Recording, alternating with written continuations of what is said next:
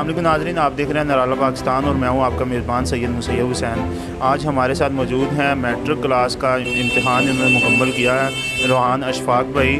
इन्होंने 1100 में से 1033 नंबर लेके एक शानदार कामयाबी हासिल की है अपने इम्तिहानात में से।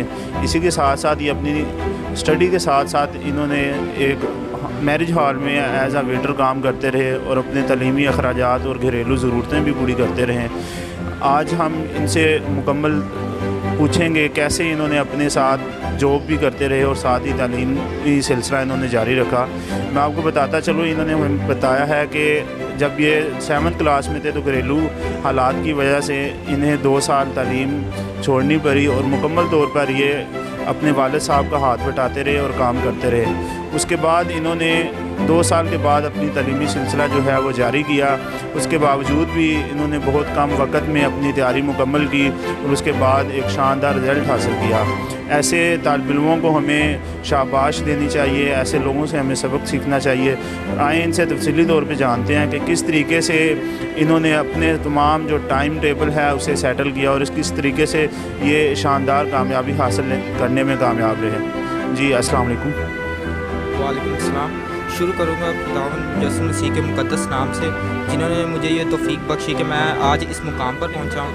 मैं बहुत शुक्र अदा करता हूँ उनका कि उन्होंने मुझे इस लायक समझा कि इतनी अचीवमेंट मुझे हासिल करने का मौका दिया। ये है कि सबसे पहले तो मैं अपने असातिज़ा कराम का उनका शुक्रिया अदा करूँगा कि जिन्होंने इतनी मेहनत के साथ मुझे पढ़ाया, मुझे एक्स्ट्रा टाइम देकर भी पढ़ाते थे। मेरी इतनी सलाहियत नहीं थी कि मैं खुद अकेला ये सब कुछ कर पाता। ये असातिज़ा की मेहनत का नतीजा है और ये मेरे यकीनन मेरे वालिदैन हैं उनकी दुआओं का और ये मेरे असातिज़ा कराम उनकी मेहनत का नतीजा है। मेरे असातिज़ा कराम मुझे एक्स्ट्रा टाइम देकर भी पढ़ाते थे क्योंकि मैं एज ए वेटर काम करता था। इस वजह से पढ़ाई की तरफ ज़्यादा तवज्जो नहीं जाती थी, तो इस वजह से फिर सर पेपरों के नज़दीक सर मुझे एक्स्ट्रा टाइम देकर पढ़ाते थे, तो जिस वजह से मैं अपनी तालीम अभी इस मुकाम पर पहुंचा हूं। ये सब कुछ मेरे असातिज़ा कराम का फ़ज़्ल-ओ करम है। जी बिल्कुल, इन्होंने अपनी बातों में अपने असातिज़ा कराम का नाम लिया, तो आप अपने उस बेहतरीन जो टीचर थे उनका नाम भी ज़रूर हमारे साथ शेयर करें। इससे हट के आप हमें ये बताएं कि आप साथ साथ अपनी तालीम जारी किए हुए थे, उसी के साथ साथ वेटर का काम करते थे। तो एक तालिब इल्म की लाइफ अलग होती है और किसी के साथ किसी इदारे में किसी जगह जॉब करना वो और चीज़ होती है। उधर लोगों की बातें भी सुननी पड़ती हैं, सारे मामलात करने पड़ते हैं। तो ऐसे में अक्सर लोग जो हैं वो अपने जो मिशंस हैं, अपने जो टारगेट्स होते हैं उनसे पीछे रह जाते हैं। तो आपके रास्ते में ये चीज़ें हाइल क्यों नहीं हुई, क्या वजह थी? ये खुदा का फ़ज़्ल-ओ करम है कि ये ऐसी चीज़ें मेरे रास्ते में हाइल नहीं हुई। खुदा का शुक्र है। यकीनन आपने जो बात कही कि एज ए वेटर लोगों की बहुत ज़्यादा बातें सुननी भी पड़ती हैं, तो फिर भी उन्हें बर्दाश्त करके सब्र के साथ मैं काम करता रहा, क्योंकि मुझे पता था इसका अजर जो है ना वो किसी ना किसी दिन मुझे ज़रूर मिलेगा। और खुदा ने भी यही कहा है कि सब्र करो, सब्र तुम्हारे लिए अच्छा है, यकीनन तुम्हारे लिए आगे आसानियाँ ही पैदा होंगी। और जो आपने कहा कि असातिज़ा कराम, तो 7वीं तक मुझे एक लेडी टीचर, क्योंकि मैं प्राइवेट स्कूल में पढ़ता था तो उधर लेडी टीचर पढ़ाती थी, मिस गुलशन। उन्होंने 7वीं तक बहुत अच्छा मुझे पढ़ाया, मेरी बेस बहुत अच्छी बनाई है। और उसके बाद ये 8th क्लास में सर बाबर नदीम साहब लियाकत स्कूल में उनके साथ रहा मेरा कॉम्बिनेशन। उन्होंने मुझे बहुत अच्छा पढ़ाया और साथ में सर खालिद इकबाल साहब मेरे इंचार्ज थे उन्होंने। और आगे 9th-10th में गया तो सर आसम साहब ने बहुत अच्छा मुझे पढ़ाया। उन्होंने एक्स्ट्रा टाइम देकर भी मुझे पढ़ाते रहे हैं। मैं समझ लें एक कोयला था जिसे हीरा बनाया मिस गुलशन ने, और इस हीरे को जो है दूसरों के सामने चमकाया वो सर आसम साहब ने। अच्छा, जैसे आपके घर के हालात थे, मुख्तलिफ वसाइल थे, तो एक तो आपके पास टाइम जो है वो एक तयशुदा टाइम नहीं था, आपको काम भी करना पड़ता था सारा कुछ। इस दौरान जैसा कि हम रहते हैं, आपके घर UPS की सहूलत नहीं है, दूसरी तीसरी सहूलियात नहीं है, تو پھر لائٹ چلے جاتی تھی، گرمی کا مسئلہ آتا تھا، سردیاں ہوتی تھی بہت زیادہ. تو اس حالات میں آپ کیسے اپنے ٹائم کو سیٹ کرتے تھے؟ اور چھوٹا سا گھر ہے اور اس گھر میں دیگر بچے بھی ہیں اور ایک باقاعدہ انسان کو توجہ کرنی پڑتی ہے. علیحدہ سے سائڈ پہ ایک جگہ ہونی چاہیے ایک طالب علم کے لیے جس نے اتنے اچھے نمبر لینے ہوں. تو آپ یہ سارے معاملات کو کس طریقے سے ہینڈل کرتے رہے؟